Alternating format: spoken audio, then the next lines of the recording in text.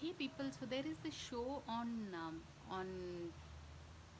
Netflix called The Big Day that was released like last week. It's all about these couples planning their big day, and honestly, I'll be honest, the show is it's very, to be really honest, very elitist because it's about these very high-profile weddings where the budget must be running into crores. So for a show like that to come during this soon after the lockdown, I felt it was a little odd almost.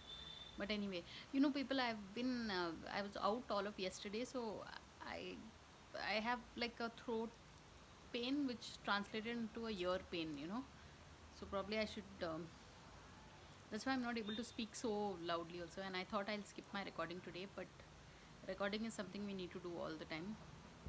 So really, that is Ayush, and it's a Saturday, and I'm all dressed and ready now. But this recording was important, so try and catch it, people. It's called The Big Day, and it's a show for the people who like to watch these extravagant weddings.